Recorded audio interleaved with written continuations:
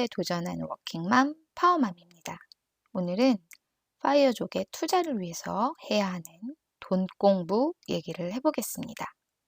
자, 본론으로 들어가기 전에 구독과 좋아요 눌러주시고 저에게 메일 보내주시면 파이어족 10억 원을 모아서 은퇴하는 현실적인 방법 전자책 이거 무료로 보내드리니까요.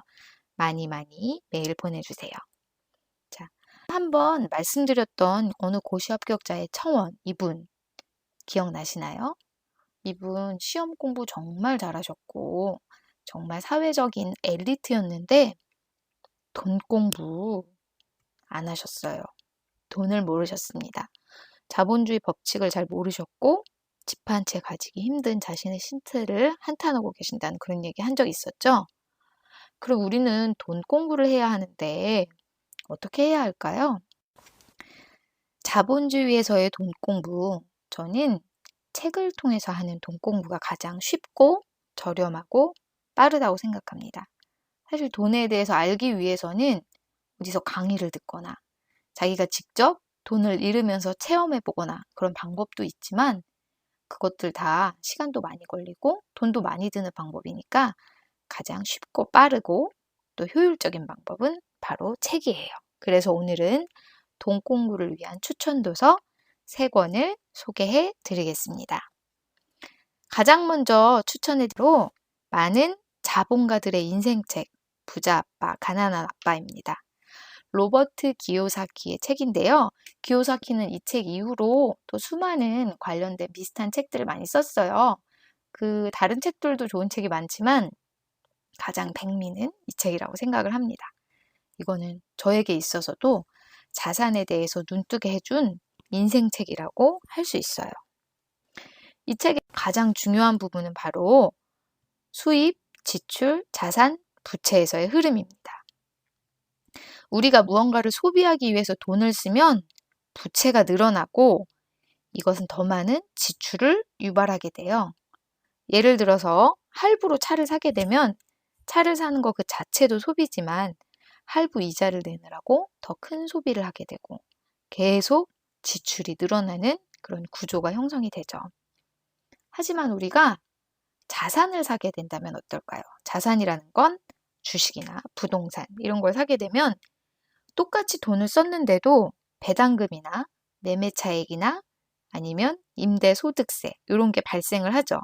그러면서 자산에서는 수입이 늘어나는 구조가 만들어집니다. 즉 지출은 부채를 늘리고 자산은 수입을 늘린다는 구조죠. 요런 어떻게 보면 아주 단순한 구조를 저는 이 책을 보기 전에는 거의 생각하지 않고 살았던 것 같아요. 그래서 그저 뭐가 갖고 싶다, 뭐를 사고 싶다 이 생각만 하면서 살아가다가 이 책을 딱 보고 완전 뭐랄까요? 매트릭스에서 빨간 약, 파란 약 그것처럼 빨간 약을 먹은 것처럼 뭔가 띵 하고 느껴졌어요. 그래서 앞으로는 나는 물건을 사는 게 아니라 자산을 사야겠다. 이런 생각을 하게 됐죠. 그래서 이 책을 본 이후로는 이제 돈과 소비에 대한 태도가 확 바뀌면서 폼나는 벤츠를 사게 되면 지출이 늘어나고 이거는 부채를 늘리는 꼴이 되고 또 수도권의 아파트를 사게 된다면 이건 자산이고 나의 수입을 늘어나게 한다. 이런 아주 기본적이고 하지만 아주 중요한 자산과 자본의 개념에 대한 세팅을 하게 됩니다. 이렇게 저는 이 책 부자 아빠, 가난한 아빠를 통해서 자본주의의 가장 기본적인 자산 개념을 세팅하고 투자를 시작을 하게 되죠. 그 다음으로 추천은 이웃집 백만장자 변하지 않는 부의 법칙이라는 책이에요. 토마스 스탠리가 오랜 기간 연구하고 수많은 백만장자하고 인터뷰를 통해서 쓴 책인데요. 이 책은 옛날에 이제 이웃집 백만장자라는 책으로 나왔다가 절판되고 다시 나온 그런 책이라고 할 수 있는데요.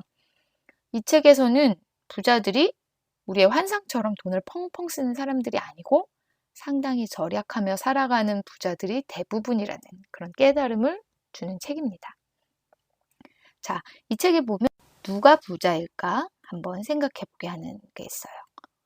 연봉이 아주 많고 1억 이상의 고소득자고 강남에 전세나 월세로 거주를 하고 있고 외제차를 타고 다니고 한 달에 생활비를 500만 원, 600만 원씩 쓴다면 우리는 그 사람을 보통은 부자라고 생각하죠. 그런데 이분은 이 소득이 끊어졌을 때 과연 부자일까요? 이런 사람보다는 연봉은 한 6천만 원 정도의 직장인이고 노원구에 자가거주를 하고 있고 국산 중형차를 보유하고 있고 한 달 생활비는 한 300만 원 정도를 아껴 쓰면서 저축으로 주식 투자를 하고 또 추가로 부동산 투자를 하고 이러는 분이 있다면 누가 부자라고 할 수 있을까요? 아마도 후자의 분이 부자라고 할 수 있을 거예요. 현재도 미래에도 분명히 후자의 사람이 부자일 겁니다. 부자라는 개념은 우리의 환상과는 달리 높은 소득이 아니라 나의 자산을 가지고 노후에 대한 걱정이 없는 그런 사람이 진짜 부자라는 깨달음을 준 책이 바로 이 책 이웃집 백만장자입니다. 그리고 세 번째 책은 바로 바빌론 부자들의 돈 버는 지혜라는 책이에요. 조지 클레이슨이 쓴 책인데요. 이 책은 약간 우화 같기도 하고 아주 옛날 진짜 바빌론 시대의 그런 우화 같은 동화 같은 그런 책이에요. 그런데 이 책에서 볼 수 있는 건 5,000년 전에 바빌론의 부자들이나 지금의 부자들이나 부자가 되는 방법은 크게 다르지 않다. 이런 내용인데요. 이 책의 주요 보시면 바빌론의 부자들이 전하는 부자가 되는 방법으로는 수입의 10%를 저축해라. 그리고 저축한 10%를 투자해라. 그리고 투자를 할 때는 지혜와 경험을 갖춘 전문가의 조언을 들어라. 여기서 경험을 갖춘 전문가는 투자에 성공한 전문가겠죠. 그리고 미래 수입원, 즉 파이프라인, 돈이 나오는 파이프라인을 가져라. 이런 말입니다.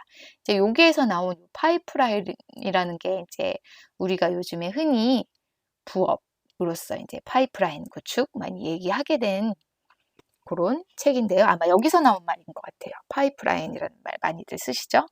그리고 일확천금을 쫓지 마라. 이렇게 5가지의 아주 기본적인 하지만 정말 중요한 돈과 부에 관한 그런 내용들을 담고 있는 책입니다. 이 외에도 요즘에 나온 김승호 회장님의 돈의 속성, 이것도 돈 공부하기에 참 좋은 책이에요. 이렇게 오늘은 돈 공부를 시작하기 위한 책들을 소개해드렸습니다. 자, 여기까지 파이어에 도전하는 워킹맘, 파워맘이었습니다. 파이어에 도전하는 더 많은 영상을 보고 싶으시면 구독과 좋아요를 눌러주세요. 그리고 제 메일로 구독과 좋아요 누르시고 캡처한 거 보내주시면 파이어에 도전하는 방법, 실질적 방법 전자책도 무료로 보내드리겠습니다. 감사합니다.